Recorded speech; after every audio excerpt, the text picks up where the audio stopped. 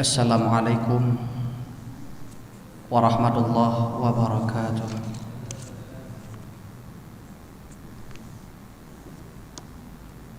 Alhamdulillahilladzi amarna bitaqwa wa nahana 'anit ittiba'il hawa.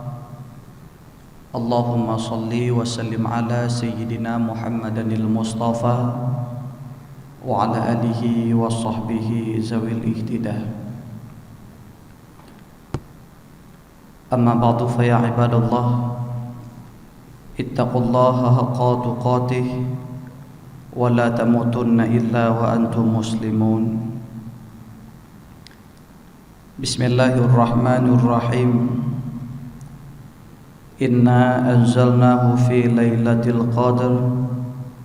Lailatul qadri khairum min alfi syahrin, tanazzalul malaikatu warruhu fiha biizni rabbihim min kulli amr. Salamun hiya hatta matla'il fajr. Subhanaka la ilma lana illa ma 'allamtana innaka antal alimul hakim. Wala haula wala quwata illa billahil aliyyil azim. Allahumma rabbi shrah li sadri wa yassir li amri wahlul 'uqdatam min lisani yafqahu qawli. Raditu billahi rabba wa bil islami dina wa bi Muhammadin nabiyya wa rasula, amin. Pertama sekali puji syukur kepada Allah Subhanahu wa ta'ala. Oleh Allah senantiasa selalu membagikan rahmat dan karunia-Nya kepada kita semua, sehingga pada subuh yang berbahagia ini masih lagi sempat kita berbuat ibadah kepada Allah Subhanahu wa ta'ala, sembahyang subuh secara berjamaah. Rahmat dan sejahtera hendaknya selalu tercurahkan keharibaan Nabi besar Muhammad sallallahu alaihi wasallam, pula juga kepada keluarga sahabat beliau sekalian, hingga para alim ulama yang muktabar di sisi Allah Subhanahu wa ta'ala. Tuan-puan, sidang salat subuh yang dirahmati Allah Subhanahu wa ta'ala, marilah dalam kesempatan ini sama-sama kita tafakkur kembali tentang perjalanan hidup yang Allah bagikan kepada kita, yang penuh dengan dosa tiap hari kita lakukan. Di antara masa yang begitu banyak Allah bagikan, dengan masa itu pula kita berbuat zalim kepada Allah. Sehingga dengan datangnya Ramadan ini, marilah sama-sama kita menganggap Ramadan ini sebagai momentum untuk kita mendekatkan diri kepada Allah, kerana tak boleh seorang pun yang dia boleh jamin untuk Ramadan yang akan datang boleh lagi berjumpa dengan dia. Dengan sebab Ramadan yang Allah bagikan pada tahun ini, sama-sama untuk kita berbuat ibadah, apalagi di dalam bulan Ramadan yang semua kita tahu bahwasanya ada satu malam yang penuh dengan barakah, yang bila mana kita melakukan ibadah pada malam itu sama seperti beribadah 1000 bulan. Itulah malam yang kita kenal dengan malam Lailatul Qadar. Tetapi bila malam Lailatul Qadar itu tak ada seorang pun yang tahu, kerana ini adalah merupakan rahasia Allah Subhanahu wa ta'ala yang Allah simpankan di dalam bulan Ramadan, supaya nak semua hari-hari dan malam-malam itu kita semata-mata berbuat ibadah kepada Allah Subhanahu wa ta'ala. Tidak saja kita tunggu malam-malam ganjil, walaupun ada pendapat-pendapat ulama yang mengatakan bahwasanya malam Lailatul Qadar itu terjadi pada 10 yang akhir dan terjadi pada malam-malam ganjil, tetapi semata-mata itu adalah merupakan rahasia daripada Allah. Sebenarnya ada apa dengan Lailatul Qadar? Sebelum turun ayat Al-Qadar ini, inna anzalna, Nabi pernah pada suatu masa lagi duduk-duduk bersama para sahabat, kemudian tiba-tiba Nabi tersenyum sendiri. Lepas itu tanya para sahabat, ya Rasul, tak seperti biasanya engkau ya Rasulullah, sambil engkau duduk, engkau memandang, kemudian engkau senyum sendiri. Ada apa ya Rasulullah? Kemudian kata Nabi, sebenarnya tadi datang Jibril mengkhabarkan kepadaku, memperlihatkan oleh Allah Subhanahu wa taala akan semua rasul itu masuk ke dalam surga dan para nabi-nabinya membawa dengan umatnya. Tetapi ku tengok seorang, dia nabi masuk dalam surga dengan pedang pada tangannya dan dia tak membawaki umat. Kemudian dia itu adalah merupakan nabi yang paling panjang rambutnya. Kemudian siapakah dia ya Rasulullah? Tanya para sahabat. Itulah Syama'un Al-Ghazi. Nama beliau itu Syama'un Al-Ghazi, itu dibangsakan kepada tempat tinggalnya. Itulah Al-Ghaza di Palestina, tempat yang sedang berkecamuk sekarang, yang selalu dibombardir oleh orang-orang Israel, laknatillah alaih. Itu adalah merupakan tanah aulia, tanah para syuhada, tanah para anbiya. Kemudian bagaimana kehidupan Syama'un Al-Ghazi ini sehingga Allah bagikan beliau dalam surga? Syama'un Al-Ghazi dibagikan oleh Allah Subhanahu wa taala mukjizat, boleh meleburkan besi menjadi cair. Kekuatan yang kuat olehnya dapat meruntuhkan bangunan-bangunan yang besar. Rambutnya panjang hingga sampai kepada ujung kaki, merupakan mukjizat Allah bagikan kekuatan pada rambutnya. Setiap hari beliau itu berpuasa, malamnya qiyamul lail, harinya dia berperang, menaklukkan, membunuh 1000 orang kafir daripada bangsa Romawi. Itulah orang-orang yang musyrik kepada Allah. Cuma satu yang dia bawa, kalimat tauhid la ilaha illallah. Dia dengan satu pedang yang terbuat daripada rahang unta, yang dia apabila lapar Allah bagikan makanan daripada pedangnya. Tatkala haus keluar air, dia boleh minum pada rahang unta yang Allah jadikan kekuatan bagi Syama'un Al-Ghazi. Sehingga karena tak boleh fikir lagi orang-orang kafir memusuhinya, dibuatlah sayembara. Mereka menghasut siapapun saja boleh membunuh. Syama'un Al-Ghazi mendapatkan hadiah, tak terkecuali istrinya Syama'un Al-Ghazi. Mereka hasut akan istrinya Syama'un Al-Ghazi untuk membunuh Syama'un di dalam tidurnya. Mereka bagikan tali, tatkala tidur malam disuruh ikat, kemudian nanti diambil oleh orang-orang kafir untuk dibunuh Syama'un Al-Ghazi. Karena iming-iming uang yang begitu banyak, sang istri yang tak beriman ini, dia melakukan dengan apa yang dilakukan oleh orang-orang kafir. Maka pada malam pertama dia tidur istrinya, dia tunggu-tunggu suaminya bila mana nak tidur, dia ikat di dalam tidur. Rupanya pada malam itu Syama'un Al-Ghazi belum lagi tidur, karena dia masih melakukan sembahyang qiyamul lail kepada Allah Subhanahu wa taala. Hingga istrinya tertidur, Syama'un belum lagi tertidur. Dia tunggu malam esoknya. Tatkala Syama'un Al-Ghazi dalam keadaan tidur, diikat akan tangan dan kakinya. Kemudian terbangun, terjaga Syama'un Al-Ghazi, dihentakkan tali itu. Maka kata Syama'un Al-Ghazi, apa yang engkau lakukan padaku? Saya nak try kamu, duhai suamiku, macam mana kekuatan engkau? Tak seberapa dengan tali ini bila mana engkau ikat akan daku, duhai istriku, karena tenaga yang Allah bagikan kepadaku amatlah kuat.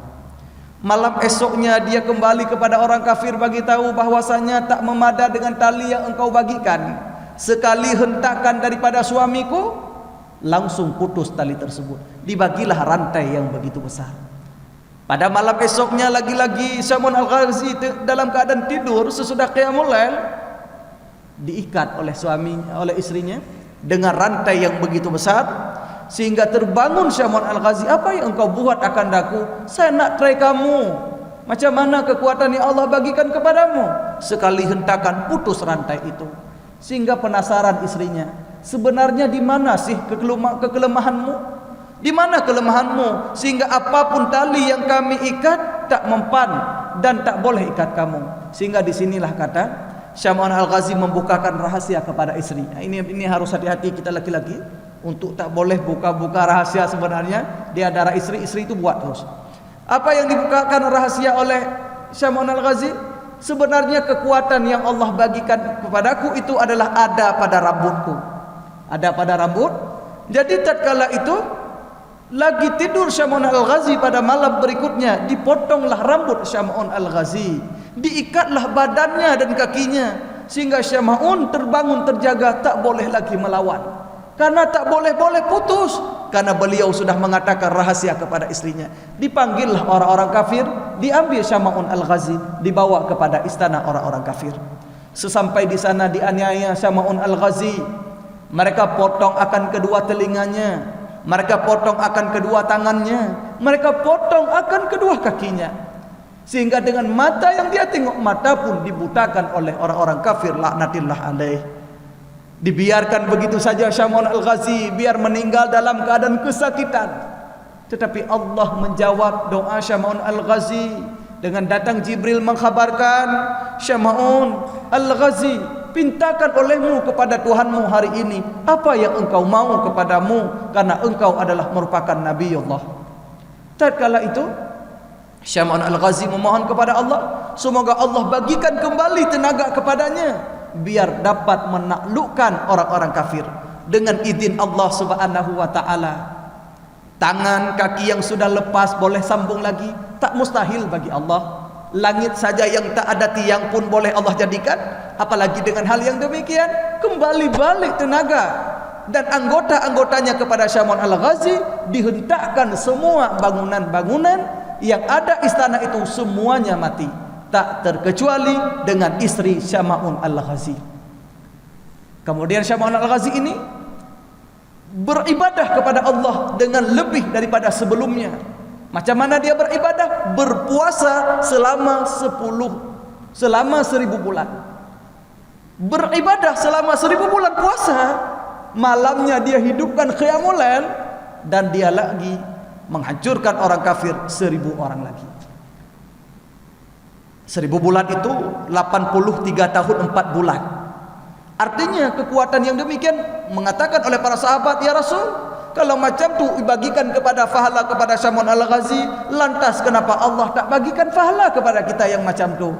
Turunlah Jibril mengkhabarkan kepada Muhammad, inna anzalnahu fi lailatul qadar. Itulah sebab asbabun nuzul turun ayat itu. Kenapa turun ayat inna anzalnahu fi lailatul qadar? Bahwa sesungguhnya telah kami turunkan Muhammad pada malam Lailatul Qadar. Itulah pada malam Lailatul Qadar turunnya Al-Quran daripada Lauhil Mahfuz kepada Lauhil Mahfuz. Dalam satu riwayat ada yang mengatakan pada malam 24 Ramadan, namun pendapat masyhur itulah pada malam 17 Ramadan. Tatkala turun ayat itu inna anzalnahu fi lailatul qadar, kemudian tanya Muhammad, apa malam itu Lailatul Qadar? Wa ma adraka ma Lailatul Qadar? Apa malam itu Lailatul Qadar? Lailatul Qadri khairum min alfi syahr. Malam yang apabila beribadah lebih bagus ketimbang 1000 bulan beribadah. Sempat saja kita berbuat ibadah pada malam itu, Allah bagikan pahala seperti ibadah 1000 bulan. Kita umat Muhammad dibagikan oleh Allah keluangan, dibagikan kelapangan, kemudahan. Tak pernah berperang, kita tak pernah melawan dengan orang-orang kafir 1000 orang, tetapi cukup dengan beribadah pada malam itu, kita Allah bagikan macam pahala Syam'un Al-Ghazi. Tetapi bila malam itu, itulah yang tak tahu kita. Tetapi disebutkan di dalam kitab I'anatul Talibin pada juzuk yang kedua, halaman muka 257, pernah disebutkan di situ oleh Imam Al-Ghazali. Kata Imam Al-Ghazali, qala Al-Ghazali wa ghairuhu innaha ta'lamu fihi bil yaumil awwal min syahri. Kata Imam Al-Ghazali untuk dan selainnya, Imam Al-Ghazali juga berpendapat, bila kita tahu malam Lailatul Qadar itu, kita tengok kepada bila jatuh awal Ramadan. Bila jatuh awal Ramadan, fa in kana awwaluhu yaumal ahad atau yaumil arba' fahiya lailatu 29. Kata Imam Al-Ghazali, bila mana jatuh awal Ramadan itu pada hari Ahad ataupun hari Rebu, maka Lailatul Qadar itu pada malam yang ke-29. Kita semalam itu hari apa? Awal Ramadan, Kamis. Kemudian jika mana awal Ramadan itu jatuh pada hari Senin, maka Lailatul Qadar versi Imam Al-Ghazali pada malam 21. Bila mana awal Ramadan itu jatuh pada hari Selasa atau hari Jumat, maka Lailatul Qadar itu jatuh pada malam 27. Bila mana awal Ramadan itu pada hari Sabtu, Lailatul Qadar pada malam 23. Namun bila mana awal Ramadan itu pada hari Khamis, Lailatul Qadar insyaallah pada malam 25. Bila mana kita tengok kepada pendapat Imam Al-Ghazali, sehingga disambung lagi oleh Syekh Abu Hasan As-Sazili, beliau berkata, semenjak aku menginjak masa dewasa, aku selalu mendapat, tidak pernah meleset Lailatul Qadar itu daripada rumus dan jadwal ataupun kaedah yang dibuat oleh Imam Al-Ghazali. Jadi ini adalah merupakan tukang sokongnya, disokong lagi tentang pendapat Imam Al-Ghazali oleh Syekh Abu Hasan As-Sazili, bahwasanya benar macam tu dia mendapatkan malam Lailatul Qadar. Moga-moga insyaallah Lailatul Qadar pada malam 25 kita tambahkan ibadah pada malam itu ketimbang dengan malam-malam lain. Oh, kalaupun malam itu bukanlah malam Lailatul Qadar, setidaknya kita bertambah ibadah kepada Allah Subhanahu wa taala. Tuan-tuan yang dirahmati Allah Subhanahu wa taala, memang di dalam ibadah kita kepada Allah Subhanahu wa taala ini adalah merupakan banyak hal yang kita lakukan. Kita adalah merupakan orang-orang yang berakal. Tentunya orang berakal ini mempunyai ibadah-ibadah yang lebih ketimbang dengan ibadah-ibadah orang yang tak berakal. Bahkan dikatakan oleh ahli hukama, tanda-tanda orang yang berakal itu ada 7 perkara. Tanda orang berakal ada 7 perkara. Yang pertama, barang siapa berbuat jahat dia akan Allah, maka dibalaskan dengan kebaikan serta suka hatinya dan dimaafkan kesalahannya. Kita bila mana ada orang yang berbuat salah kepada kita, kita maafkan dia. Kita tak mengambilnya dengan yang lebih daripada apa yang dia buat, tetapi kita semata-mata memaafkan dengan kesalahan. Biarkan orang berbuat zalim kepada kita, tetapi kita tetap balas dengan kebaikan. Orang tak pernah cakap lagi kepada kita, kita esoknya datang ke rumah dia, kita cakap dengan dia. Dia tak pernah salam lagi dengan kita, tatkala kita berjumpa dengan dia, dia pertama sekali orang yang kita bagikan salam. Itu adalah merupakan tanda-tanda orang yang berakal. Jangan api dibalas dengan api, tetapi api itu kita padamkan dengan air. Kemudian yang kedua, merendahkan dirinya, tanda orang berakal, kepada orang yang kurang martabat daripadanya, dan memuliakan akan orang yang terlebih martabat daripada kita.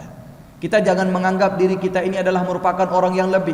Macam saya pun duduk di sini, bukan berarti saya lebih alim daripada antum semua, tetapi ini adalah merupakan kesempatan dibagikan kepada saya untuk berbagi pengalaman. Maka ini adalah merupakan sama, sebenarnya tidak ada perbezaan di antara kita. Maka siapapun orang yang di bawah, kita hargai dia. Orang yang lebih baik daripada kita, kita hargai dia. Maka sama-sama kita tak boleh menganggap orang-orang maksiat itu lebih buruk daripada kita, belum. Karena belum tentu kita ahli ibadah, belum tentu kita orang yang melakukan ibadah sehari-hari kepada Allah, kita sudah dapat jaminan masuk surga. Kadang-kadang orang-orang yang berbuat maksiat itu, dia sekali taubat, diterima taubatnya, Allah masukkan kepada surga, dan kita belum tentu lagi akan masuk ke dalam surga. Maka kita jangan hina kepada orang-orang yang berbuat zalim kepada Allah, tetapi kita boleh mencegah dia untuk jangan berbuat zalim. Kemudian yang ketiga, tanda orang yang berakal, diusahakannya segala pekerjaan yang kebajikan serta disegerakan kepada mengerjakan dia. Kita tatkala tahu ada perintah sembahyang, Kita segerakan untuk meninggalkan perkara-perkara yang lain, kita tunaikan hak kita kepada Allah. Dikala ada panggilan kita untuk melakukan ibadah, jangan tunggu esok untuk kita boleh melakukannya. Hari ini Allah bagikan kepada kita harta, hari ini Allah bagikan kepada kita tenaga, boleh kita berbuat ibadah dengan harta dan tenaga. Jangan tunggu esok kita untuk melakukannya, karena belum tentu lagi esok Allah bagikan kesempatan kepada kita. Kemudian yang keempat, kata hukama, bahwasanya tanda-tanda orang berakal itu benci ia akan segala pekerjaan yang jahat-jahat. Kita bila mana ada orang yang berbuat maksiat, kita harus benci kepada dia. Kalau tak boleh benci dengan perbuatan, kita benci dengan perkataan. Kalau dengan perkataan dan perbuatan tak boleh kita bencinya. Dalam hati kita itu harus benci terhadap orang yang berbuat maksiat kepada Allah Subhanahu wa taala. Kemudian yang kelima, senantiasa ia menyebut-nyebut nama Allah Ta'ala dan memohonkan ampun daripada dosanya kepada Allah, serta ia mengingatkan akan maut kubur. Bila mana kita berbuat zalim kepada Allah, kita harus memohon ampun, kita harus banyak untuk menyebut-nyebut asma Allah, kita harus banyak untuk mengingat mati.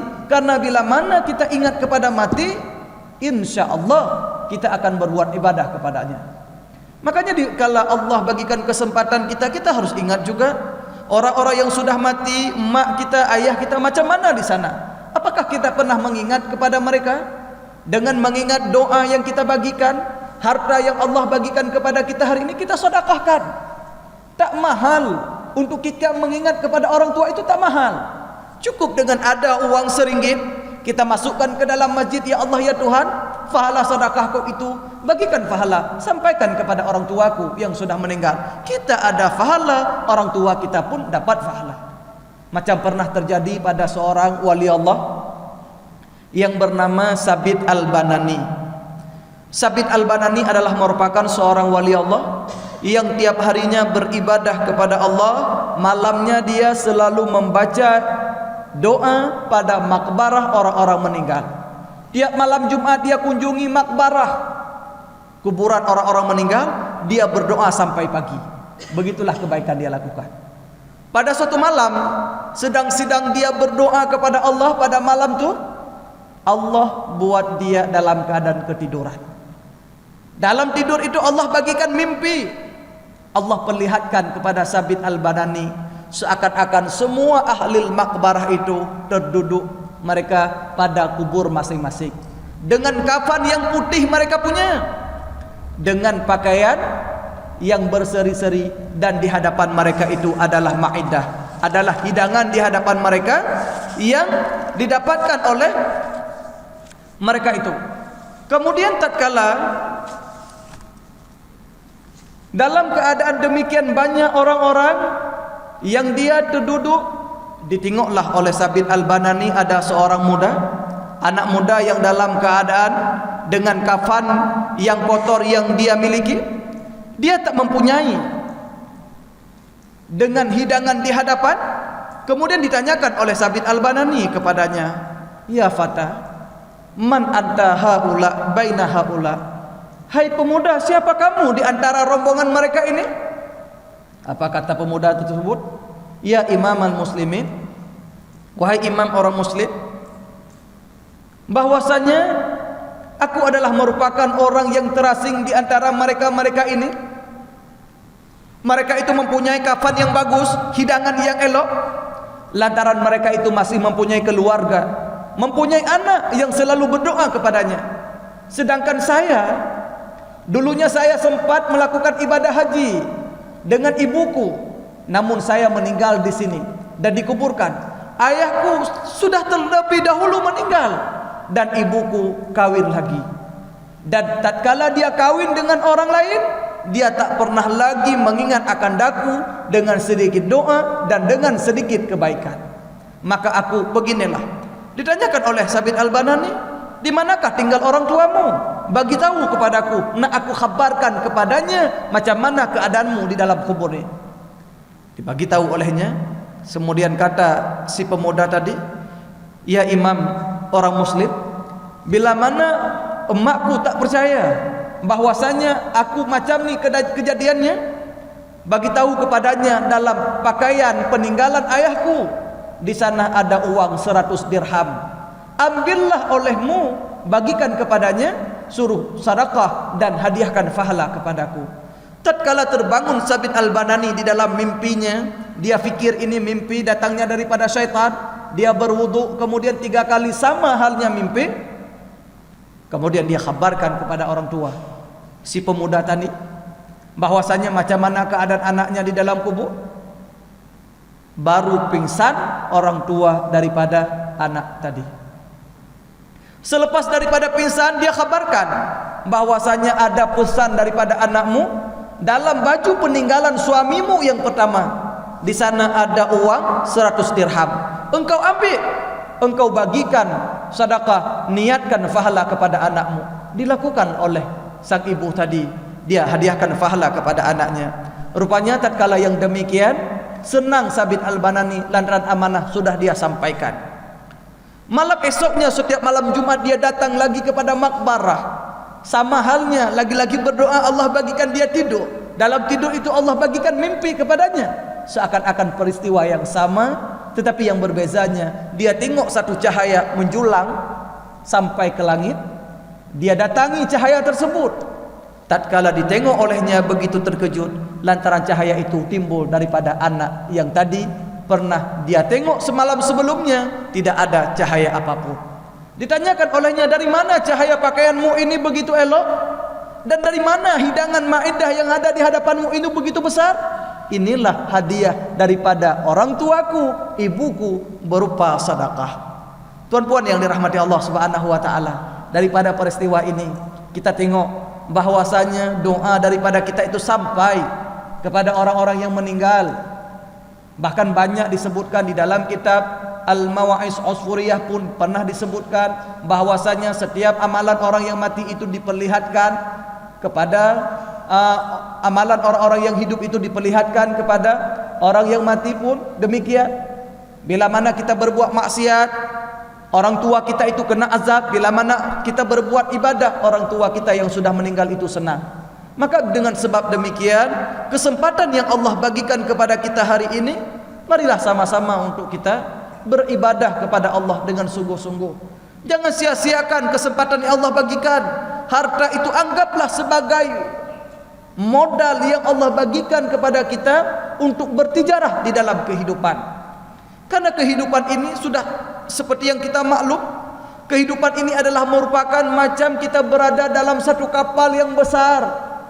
Kemudian kita duduk di sana, kapal itu berlayar, kemudian singgah pada satu pulau. Tatkala orang turun-turun di dalam kapal itu, apa mereka yang turun? Mereka membeli makanan dan minuman, karena kapal akan kembali berlayar. Bila mana orang yang turun tadi di dalam kapal, dia cuma tengok-tengok saja, tak ada beli makanan dan minuman, tentunya dalam pelayaran mereka itu akan merasakan haus dan lapar. Tetapi beruntung bagi mereka yang banyak beli makanan, mereka banyak beli minuman, tatkala dalam pelayaran mereka itu ada makanan, ada minuman. Begitulah dengan kita. Orang yang Allah bagikan kepada kita masa 63 tahun, misal kita hidup di dalam dunia, masa hidup umur kita ada 80 tahun, tetapi tak sedikit pun mereka itu berbuat ibadah kepada Allah. Macam mana kelak kita itu akan membawakan amal-amal kita tatkala kita sudah diambil oleh Allah nyawa kita. Tuan-puan yang dirahmati Allah, kesempatan itu tak akan datang kedua kali. Karena tatkala kita sudah meninggal, tatkala kita sudah mati, tak mungkin lagi kita untuk boleh kembali kepada dunia ini, sehingga kesempatan yang Allah bagikan itu sudah habis. Kehidupan ini adalah kesempatan beribadah, kesempatan kita mencari ridha Allah Subhanahu wa taala di dalam kebaikan-kebaikan. Apalagi di dalam bulan Ramadan yang kita harinya berpuasa, yang Allah bagikan keampunan. Man shoma ramadhana imanan wa ihtisaban ghufira lahu ma taqaddama min zambi. Orang yang berpuasa yakin dan ikhlas, Allah ampuni dosanya. Malam kita hidupkan dengan qiyamul lail. Kita hidupkan malam Apalagi dengan memasuki malam yang 10 yang akhir, kita banyak-banyak i'tikaf di dalam masjid ini. Kita banyak-banyak untuk melakukan sembahyang malam, apakah sembahyang tasbih.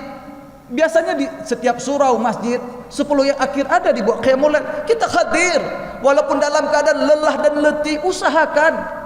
Mana tahu dengan sembahyang kita itu Allah bagikan kemurahannya sehingga kita kelak mendapatkan surga daripada Allah. Pernah juga disebutkan di dalam satu kitab, lamma khalaqallahu Jibrilu alaihi salam bi ahsani suratin, manakala Allah Subhanahu wa taala menjadikan malaikat Jibril itu dengan rupa yang paling elok. Bagaimana Allah jadikan wa ja'ala lahu sittami'ati janahin. Allah menjadikan kepada malaikat Jibril 600 sayap. Kullu janahin ma bainal masyriqi wal maghrib. Setiap satu sayap malaikat Jibril itu panjangnya mulai daripada tempat terbit matahari hingga tempat terbenamnya matahari. Sekali buka sayap malaikat Jibril 300 tahun perjalanan. Kemudian nadara ila nafsihi, tatkala beliau itu tengok akan dirinya, begitu elok Allah jadikan. Kata Jibril kepada Allah, Ilahi, hal khalaqata ahsani suratin minni? Ya Allah, adakah makhlukmu ya Allah yang engkau jadikan lebih elok, lebih bagus daripadaku? Faqala ta'ala la Jibril. Maka tatkala itu kata Allah, tidak Jibril. Faqama Jibril wa shalla raka'ataini syukran lillahi ta'ala. Maka bangunlah Jibril sembahyang 2 rakaat lantaran syukur kepada Allah, begitu elok Allah jadikan kepadanya. Falamma fara'a minas shalah, tatkala selesai daripada salat, faqala, berkata Allah Ta'ala, ya Jibril, abbatani haqqa ibadati wa la yu'abbadani akhadu misla ibadatika. Jibril, begitu banyak ibadahmu kepadaku. Lantaran tatkala Jibril sembahyang 2 rakaat, sekali sujud kepada Allah Subhanahu wa taala 20.000 tahun. 2 kali sujud malaikat Jibril kepada Allah 40.000 tahun. Maka kata Allah, ya Jibril, sungguh hebat ibadahmu Jibril. Belum ada lagi makhlukku yang ibadah seperti ibadahmu, sujud kepadaku sebanyak 40.000 tahun. Lakin kata Allah, akan tetapi Jibril, yaji'u fi akhir zaman nabiyun karimun habibun ilayya. Kelak akan aku jadikan seorang kekasihku yang begitu mulia, yang cinta kepadaku. Yuqalu lahu Muhammad, dikatakan orang kepadanya Muhammad. Walahu ummatun da'ifatun, Muhammad itu mempunyai umat yang begitu daif, umat yang begitu lemah, umat yang begitu banyak lupa dalam sembahyang. Yusallu raka'ataini ma'asyahwid. Dia umat Muhammad ini sembahyang 2 rakaat dalam keadaan lupa dan begitu cepat salatnya. Tetapi wa naqsani fi sa'ah, sembahyang yang begitu singkat. Tetapi kata Allah, sembahyang umat Muhammad 2 rakaat itu lebih banyak pahala ketimbang sujudmu 40.000 tahun kepadaku. Tanya Jibril, kenapa demikian ya Allah? Kerana sembahyangmu kepadaku, sujudmu kepadaku bukan perintahku, tetapi lantaran syukur engkau begitu elok aku jadikan. Adapun umat Muhammad sembahyang 2 rakaat itu perintah daripadaku. Maka tatkala itu kata Jibril, sebenarnya apa yang engkau berikan ya Allah, yang engkau bagikan kepada umat Muhammad yang sembahyang 2 rakaat? Maka kata Allah, akan aku bagikan kepadanya surga Firdaus.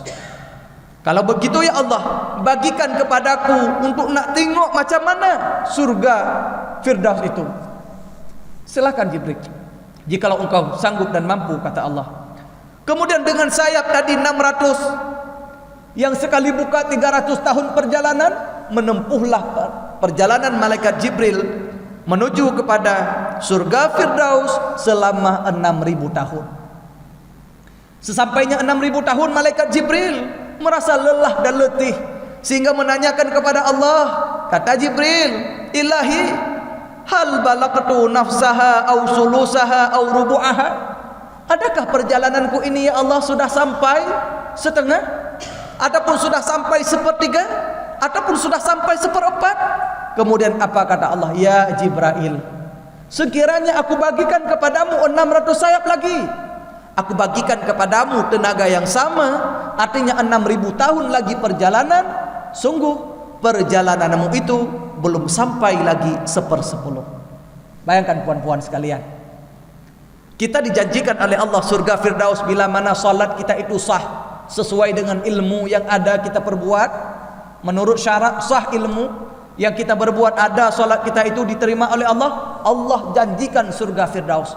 Macam mana bila mana kita banyak berbuat salat, apalagi di dalam sembahyang tarawih 20 rakaat yang kita lakukan, tetapi ada juga depa-depa yang minta kurang lagi menjadi 8. Padahal semakin banyak rakaat yang kita buat, semakin banyak pahala yang kita dapatkan.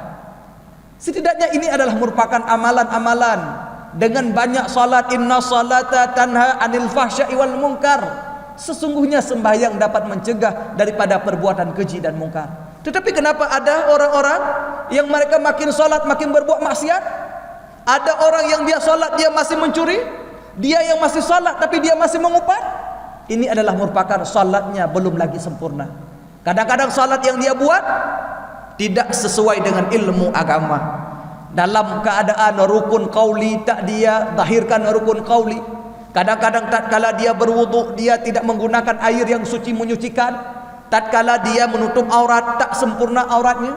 Apalagi pada puan-puan terkadang yang nampak dagu ini tatkala dia salat, maka ini adalah merupakan paling berbahaya. Ataupun kadang-kadang dalam mandi wajib pun kita tak boleh menyucikan diri daripada macam mana kita mandi wajib.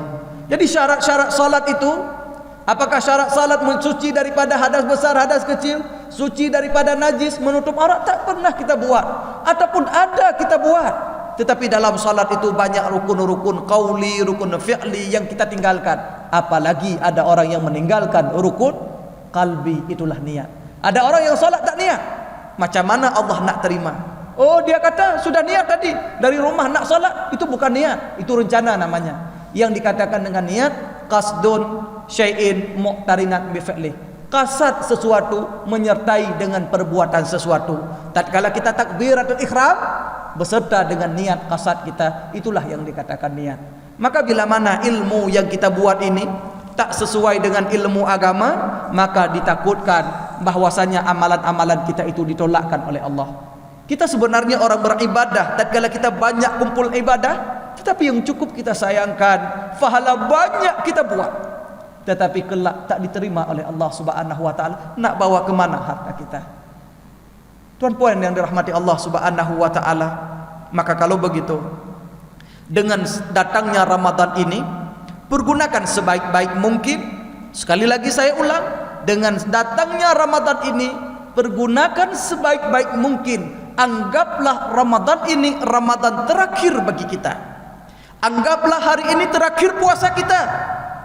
Karena belum tentu esok, belum tentu tahun yang akan datang kita dapat bersua dan berjumpa dengan Ramadan. Maka kalau ini kesempatan yang Allah bagikan, kita pergunakan. Insya Allah apa yang kita harapkan kepada Allah, surga yang kita rindukan, insya Allah akan kita gapai. Kita mohon kepada Allah Subhanahu wa taala, amal ibadah kita, puasa, sembahyang kita diterima oleh Allah, doa kita dikabulkan oleh Allah, setiap amalan-amalan kita itu diterima oleh Allah, sehingga kita menjadi benar-benar ahli ibadah, dan kelak kita pun dibagikan keselamatan iman, menjadi hidup kita meninggal dalam keadaan husnul khatimah. Amin ya rabbal alamin. Mungkin hanya sekian kuliah subuh kita pada hari ini. InsyaAllah bila mana Allah mengizinkan, bila masa kita boleh berjumpa kembali. Dan insyaAllah pun saya tak lama lagi di sini. Pada 25 Ramadan ni saya balik lagi ke Aceh, dan 16 hari bulan ini saya balik. Doakan daripada tuan-tuan sekalian, semoga Allah bagikan kepada kita kesehatan, juga Allah bagikan kepada kami keselamatan. Sebagaimana kita selamat datang ke sini, juga Allah bagikan selamat sampai kepada tanah air dengan selamat. Sebagaimana kita duduk dalam masjid ini, begitu pula kelak Allah pertemukan kita di dalam surganya macam begini juga. Amin ya rabbal alamin.